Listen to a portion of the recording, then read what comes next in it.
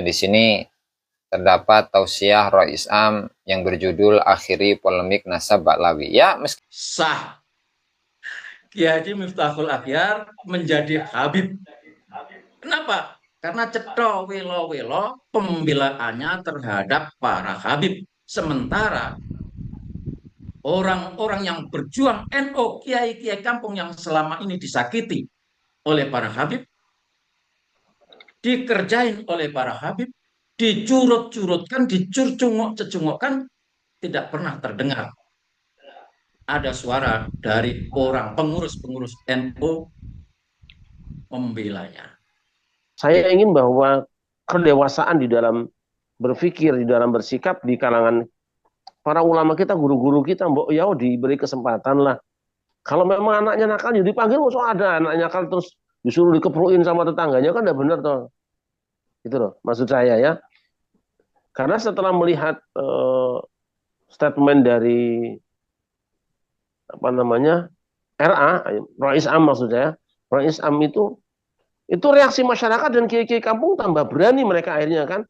Jadi kalau mereka kehilangan tata krama, bukan suul adab loh ya, tapi diajari saya. Ya inilah yang namanya guru kencing berdiri, murid kencing berlari, ya ini mungkin sekarang ini. Kalau saya dan mendengar ya ceramah Miftahul Akhyar kemarin itu sama seperti juru bicaranya Robito Alawiyah, nggak ada bedanya. Penyambung lidahnya Robito Alawiyah, karena isinya hampir sama, ya seperti itu.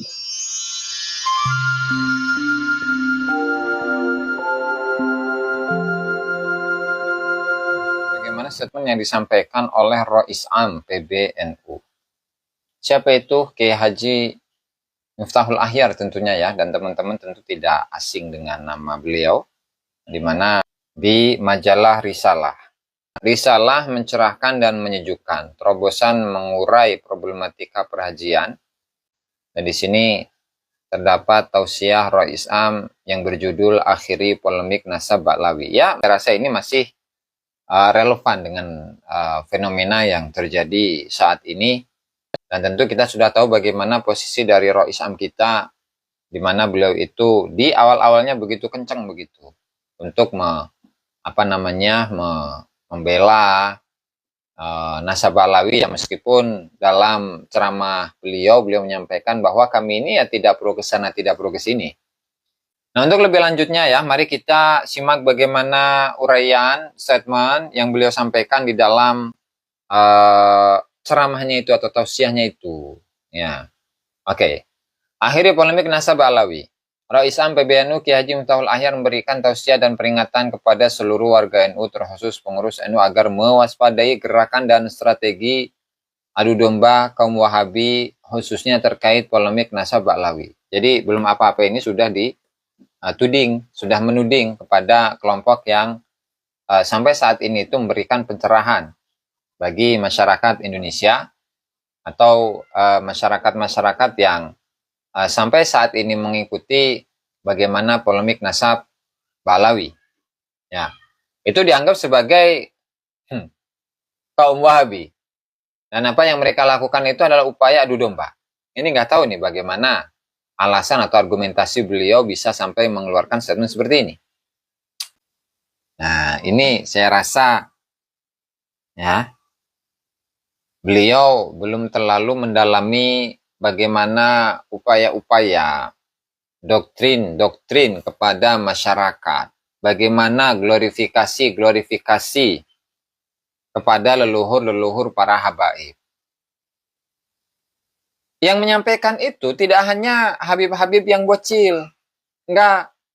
Jadi tapi yang beliau yang mendoktrin, yang mengglorifikasi akan leluhur-leluhur dari para habaib ini justru adalah ketua umum Robitoh Alawiyah sendiri, Kiai. Artinya apa? Artinya ketika ketumnya saja itu seperti itu, mengglorifikasi leluhur, ya kan, menanamkan khurafat-khurafat, membelokkan makna-makna dari hadis-hadis Nabi, makna-makna atau tafsir-tafsir dari ayat-ayat Al-Quran, di mana ketika setiap kali membacakan sebuah ayat, Innama yuridullahu liyudhiba ankum rijsa ahlal baiti wa yutahhirakum tadhira. Ahlul bait habib. Kemudian taraktu fikum tsaqalaini ma in tamassaktum bihi ma lan tadillu ba'di abada. Kitaballahi wa itrati ahla baiti. Ahla baiti habib. Lalu hal yang seperti ini memang nggak perlu diluruskan, Mbah Yai. Apalagi dengan melihat bagaimana banyaknya kitab ini yang diproduksi oleh Ba'alawi. Mulai dari zamannya Ali bin Abu Bakar As-Sakran. Dilanjutkan oleh Muhammad bin Ali Khirid, Qurul Baha'idlawi. Dilanjutkan Muhammad bin Abu Bakar Ash-Shilli, Al-Mashra'ur Rawi. Dilanjutkan oleh Ahmad bin Zain Al-Habsyi, Syarah Al-Ainiyah. Kemudian dilanjutkan oleh Abdurrahman Muhammad Al-Masyhur, Syamsul Dhahirah.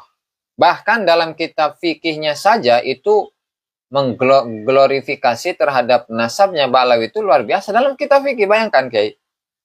Dalam kitab fikih, Bughyatul Mustarsyidin di akhirnya, ya, di mana di sana itu dikatakan, amalu as-sadah al-Ba'alawi hujjatun syar'iyyah. Di mana amal dari Ba'alawi itu adalah sebuah hujjah syariat.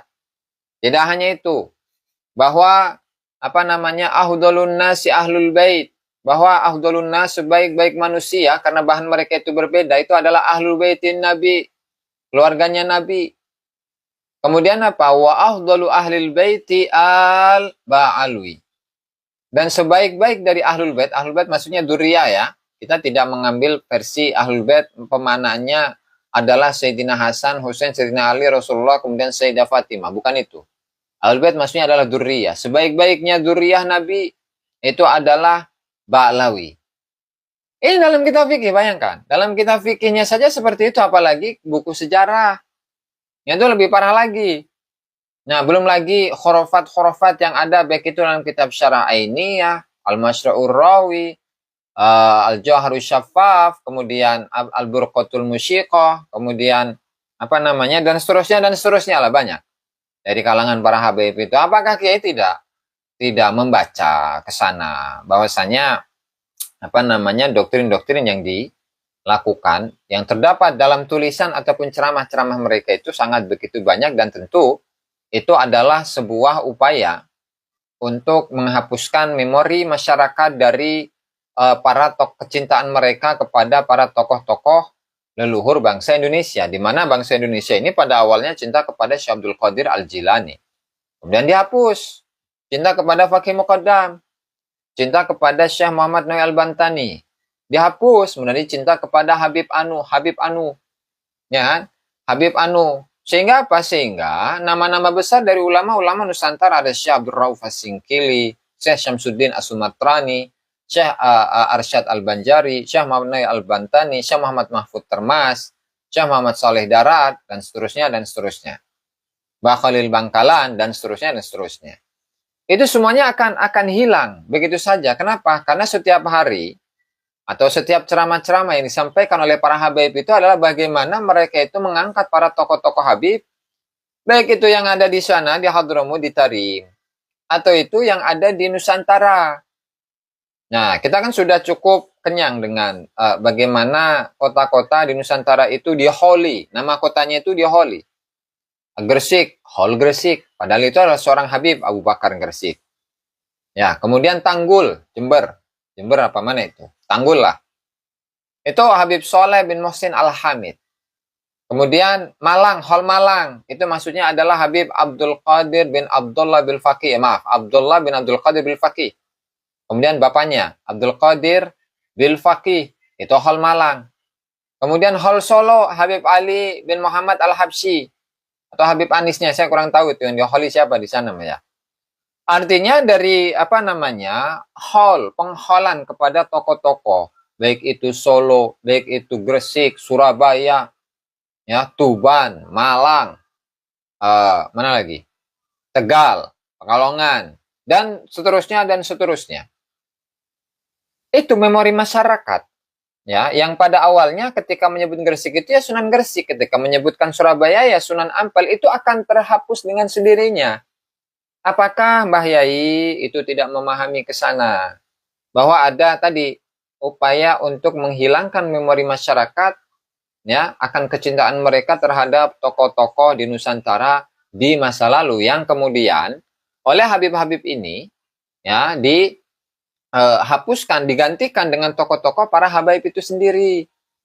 Jadi jangan kemudian Kiai ini, Mbah Yai, itu menuduh yang tidak-tidak bahwa di belakangnya ada pendananya atau orang-orang yang aktif dalam polemik Nasabah Alawi itu disebut sebagai seorang Wahabi dari mana? Sementara kebanyakan dari teman-teman, kawan-kawan yang ada di barisannya Kiai Haji Madudin itu, ya mereka ahli ziarah, tukang ziarah ke makam-makam, keramat. Dan juga ahli sholawat, ahli zikir, ahli tarekat. Tukang zikir, masa orang yang ahli zikir, ahli tarekat, kemudian tukang ziarah, kemudian disebut sebagai orang Wahabi, ini kan tidak sesuai dengan fakta, Mbah Yai. Nah, jadi gitu. Yang tentu pada intinya adalah bagaimana argumentasi yang disebutkan di sini dengan menyebut nama-nama tokoh ulama-ulama masa lalu. Ada Syekhuna Khalil Bangkalan, Hadratus Syekh Haji Hasyim Asy'ari, Mbah Nawawi Banten, dan seterusnya. Ya, apakah mereka itu, beliau-beliau itu melakukan sebuah penelitian yang mendalam mengenai kenasaban Balawi? Ya, kalau tidak berarti hanya berhusnudzon.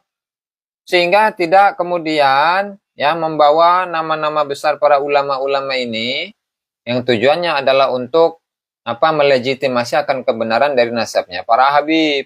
Jadi begitu, Mbah Yai. Akan kami jelaskan. Tapi ini justru orang-orang yang berjuang menjelaskan itu dituduh sebagai memfitnah.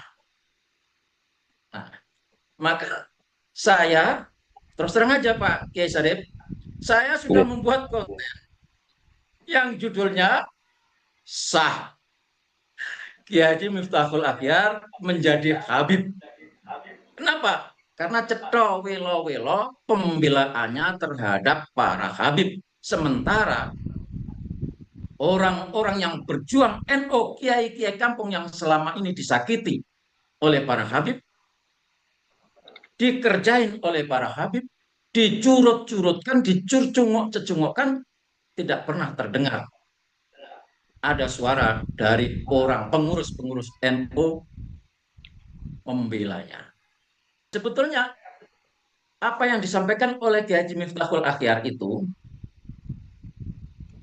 jelas fitnah buat kita. Maka Semakin lama pemikiran beliau tidak semakin netral atau bahkan membela kami, justru malah sebaliknya melawan kami.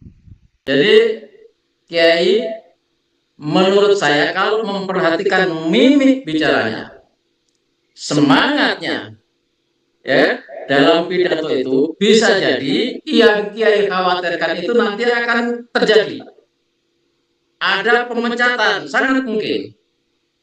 Ada penggusuran, sangat mungkin. Toh itu beberapa tahun yang lalu sudah, bukan beberapa tahun yang lalu, sudah terjadi yang kemarin-kemarin itu, setiap yang tidak sepaham, yang tidak sependapat dengan PBN khususnya, Roisam-nya, maka tunggu saatnya penggusuran, pemecatan akan terjadi. Nah, sebetulnya kenapa bisa begitu Pak Kiai? Menurut saya, kiai-kiai sepuh di NU ini sekarang ini sedang kaget. Dulu tidak ada informasi yang bisa diserap oleh anak-anak muda, dan dulu tidak pernah ada anak muda, kiai muda yang berani. Nah, sekarang ini banyak sekali kiai-kiai muda, anak-anak muda yang berani berbicara. Nah, ini menurut saya akan mengurangi bahkan menganggap kiai-kiai yang sepuh-sepuh itu akan kehilangan karismatiknya. Nah, untuk mempertahankan karismatik itulah, maka dia pokoknya harus ikut saya, kalau nggak ikut saya kualat. Nah, itu masih keluar itu kata-kata itu, masih keluar. Jadi dari Kiai Saifuddin Aman sudah disampaikan tentang bagaimana beliau kecewa dengan pernyataan dari ketua RA, maksud saya ketua Roisam ya, Roisam RA itu Roisam itu. bukan Robito Alawiyah, takut nanti ketukar ya. Jadi saya juga ingin mendengar langsung kembali dari panjenengan Kanjeng tentang sebenarnya apa sih kira-kira yang melatar belakangi adanya statement dari Rois Am dan juga salah seorang ketua kita di Nahdlatul Ulama sehingga statementnya seperti itu dan bagaimana pandangan panjenengan. Semoga ini harus di abad kedua NU harus semakin berperadaban untuk ke depan, tidak malah justru mundur ke belakang. Nah ini harus diterima kritik dan saran saya dan saran dari kiai yang lain yang seperjuangan, seide, misi dan visi. Jangan dihantam kami dengan hantaman khawarij gaya bau, orang yang keluar dari barisan orang pendukung ini itu. Nah ini kan justru malah semakin menambah keruh suasana yang seharusnya air itu harus dijernihkan. Bagaimana caranya? Dudukkan permasalahannya, undang kami siap untuk menyampaikan dengan dasar keilmuan. Kalau fitnah ya sudah berhenti, saya nggak mau saya dulu. Ini berdasarkan kajian keilmuan. Saya akan bawa kitab saya semua. Saya akan sampaikan semuanya. Makanya kaget ketika ada pembicaraan mereka tidak menguasai, tidak tahu informasi, ditambah lagi selama ini sudah bergandeng renteng dengan para habib. Apalagi yang disampaikan oleh Kiai Tabel tentang PJNU Solo, Balilo lah katanya. Ya nanti saya juga ikut terlibat dituduh menjadi pengompor-ngompor PJNU yang ada di seluruh Indonesia. Nah, sama seperti itu.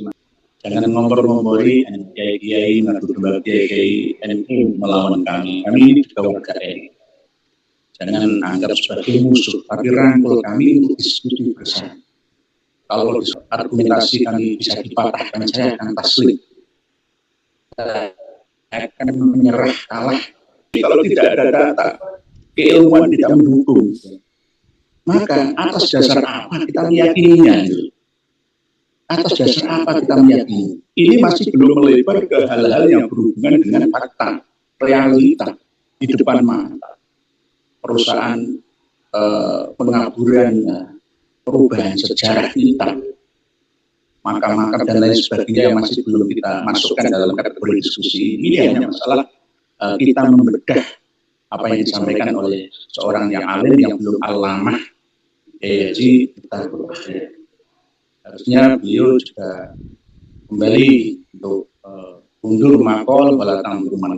Lihatlah apa yang kami ucapkan, jangan lihat siapa yang mengucapkan. Jangan lihat saya, dari siapa kebenaran itu berasal. Sebetulnya dari grassroots itu masalah ini akan kelar kalau PBNU memutuskan, entah diterima atau tidak terima, yang penting ada keputusan, dan keputusan itu berdasarkan musyawarah yang dihadiri oleh seluruh ahli, kan gitu.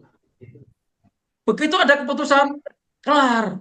Tapi nampaknya NU itu tahu bahwa masalah yang sebenarnya itu adalah memang Habib-Habib itu nggak nyambung sampai kepada Rasulullah Shallallahu Alaihi Wasallam.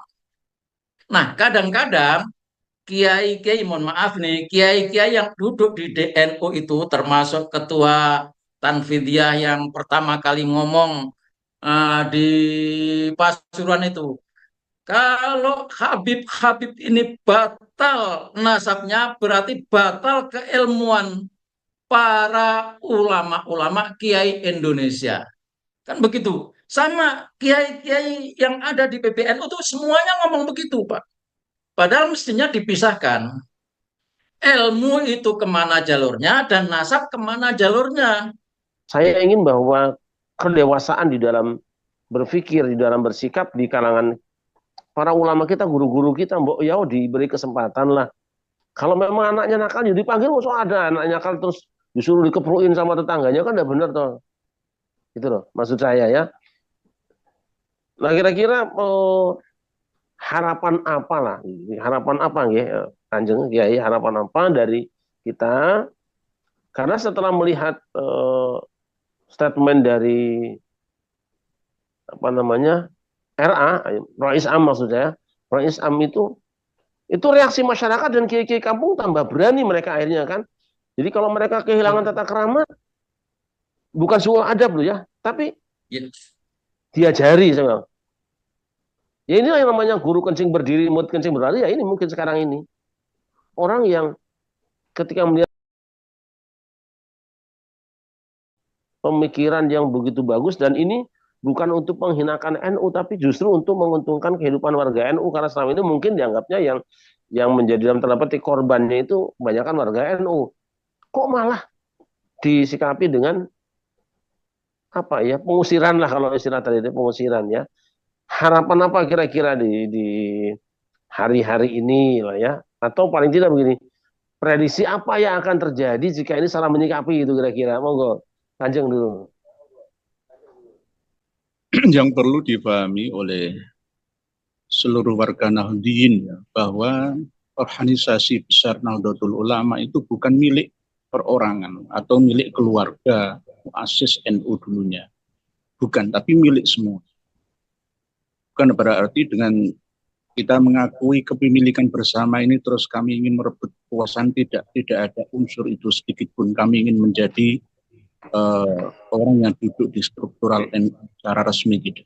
Cukuplah kami ini sebagai warga kultur Nahdliyin yang setia menjalankan apa yang menjadi ajaran Ahlus Sunnah wal Jamaah versi NU yang selalu up to date, selalu update setiap masa, mampu menghadapi tantangan zaman. Jangan justru malah sebaliknya. Kalau saya yang mendengar ya ceramah Abdul Akhyar kemarin itu sama seperti juru bicaranya Robito Alawi ya, nggak ada bedanya. Penyambung lidahnya Robito Alawi ya, karena isinya hampir sama ya, seperti itu. Inilah akibat daripada ketidakbijaksanaan seorang tokoh dari kalangan Nahdliyin. Jangan sampai Romo Kiai Haji Miftahul Akhyar hanya duduk di atas singgasana, di atas sana saja. Coba turun ke lapangan. Untuk menyadarkan Kiai Haji Miftahul Akhyar, cukup saya ajak ziarah ke makam Mbah Sunan Makhdum Ibrahim, Mbah Sunan Bonang, Kutorejo, Tuban Kota. Cukup, ayo. Gak usah ziarah ke tempat yang lain dulu. Bersama ziarah ke makam Mbah Sunan Bonang, Kutorejo, Tuban. Apa yang terjadi? Apa yang ada di sekitar makam Mbah Sunan Bonang itu? Ada makam-makam yang dulunya tidak pernah ada, tapi diada-adakan dengan nama-nama yang mengada. Coba lihatlah, ayo turun ke lapangan, Yai.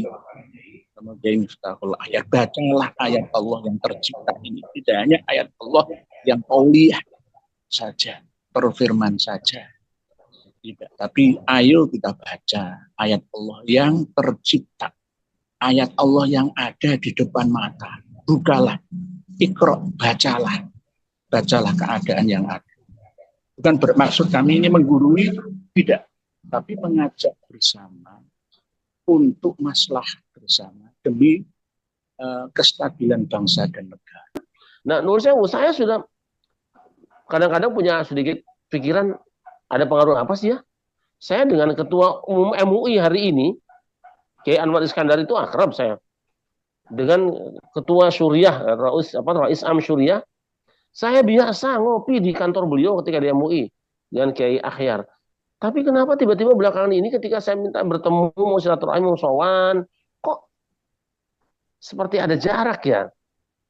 Seperti ada jarak gitu. Ini setelah ramai-ramai ini.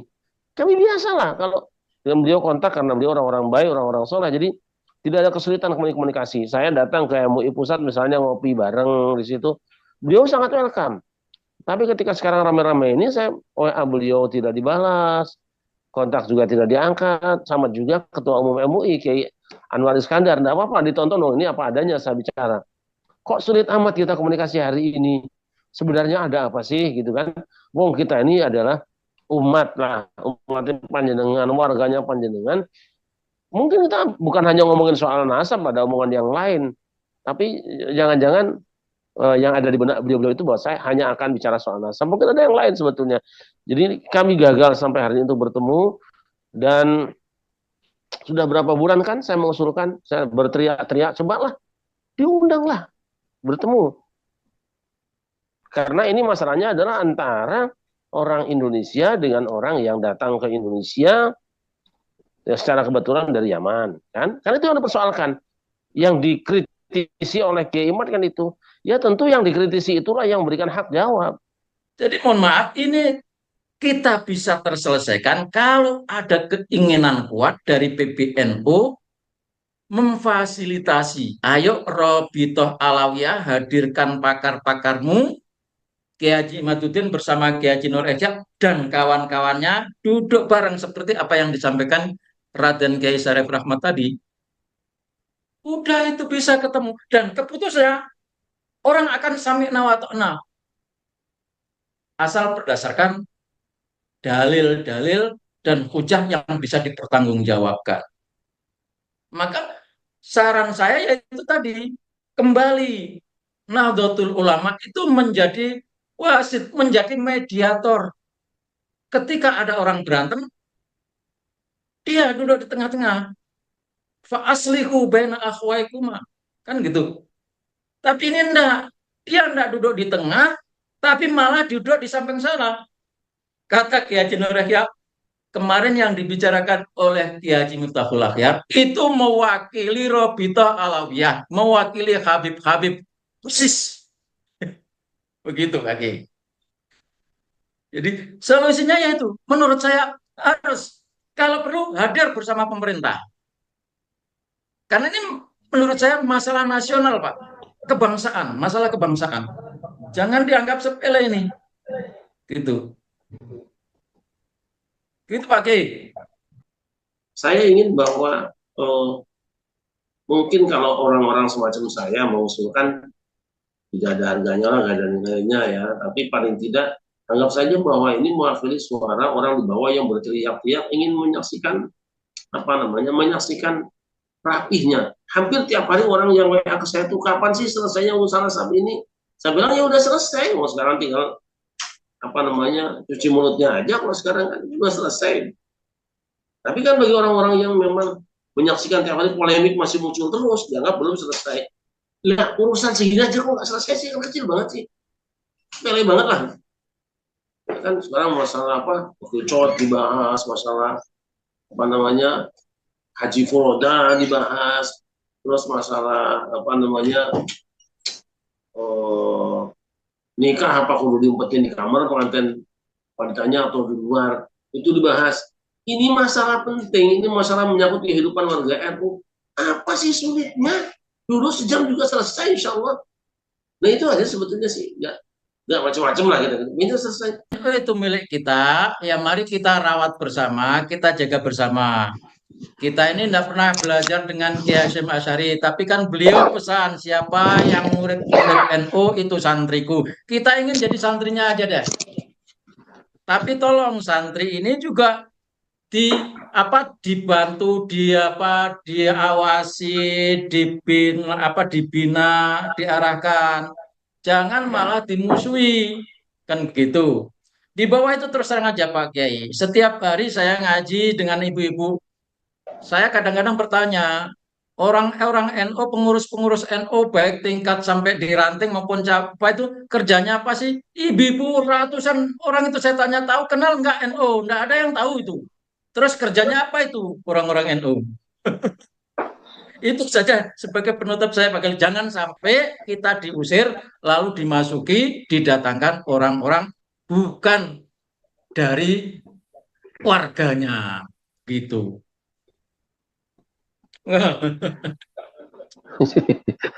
Iya, ya faktanya kan sudah ada persiapan Taqtuluna anfusakum wa tukhrijuna fariqam minkum min diyarihim. Ya. Itu apa? Tadzaharuna 'alaihim bil ismi wal 'udwan, malah ngerewangi musuh-musuh. Nah, itu kan bahaya. Waduh, Jadi ngeri. perilaku itu mungkin jadi perilaku kita sendiri ya. Kalau lagi ayam gini, malah kita kerja sama orang, belain orang lain. Nanti orang burung kalau ditangkap juga kita pura-pura belain gitu loh. Moga kuatriano Kanjeng Nabi. Dengan kita kritis dan perhatian terhadap Kiai Haji Miftahul Akhyar ini jangan dianggap sebagai unsur benci ya, dan tapi asal atas dasar cinta, atas dasar mahabbah, bahwa bagaimanapun ya tidak ada manusia yang sempurna. Setelah Kiai Haji Miftahul Akhyar pun tidak sempurna. Saya apalagi. Tapi kita coba untuk introspeksi, kesadar diri, ya, kita menundukkan kedua mata kita ini, itu harus mau memilah dan memilih mana yang hak dan mana yang batil. Berbedahlah kepada yang hak dan tinggalkan sesuatu yang batil. Karena antara hak dan batil itu sudah jelas, haram dan halal itu sudah jelas. Antara nasab yang batil dengan nasab yang sahih itu sudah jelas. Kenapa bikin tidak jelas? Melihat statement dari beliau sangat kurang memahami tentang ilmu sejarah dan ilmu nasab. Dokumen referensi kitab masih perlu ditambah lagi. Jangan merasa paling alim sendiri, cukup sampai di sini. Tidak ada yang bisa menyaingi saya ini. Jangan seperti ini. Ini yang harus dikedepankan. Kamu Yai, Miftahul, tolong jangan dengan dipegang Mustofa panjenengan oleh kabar, sanjung oleh kabar, dengan sungkan untuk menyampaikan dengan mendapatkan ijazah pemakaian sorban firqah dari seorang lalu dengan sungkan untuk mengkritik. Walaupun saya dekat dan hormat dengan beliau Raden Syarif Rahmat, saatnya Romoyai Raden Syarif Rahmat salah, saya pun akan mengingatkan beliau. Begitu juga sebaliknya. Inilah tradisi keislaman. Ketika seorang imam salah, lupa cara rakaatnya, salah pembacaan Al-Qur'annya, makmum wajib mengingatkan. Mungkin demikian untuk sementara nih. Romo Kiai Raden Syarif Rahmat dan Romo Kiai Saifuddin Aman untuk penutup. Salam hormat. Saya Manuhun Kanjeng, suaranya kelihatannya sangat kecil ya.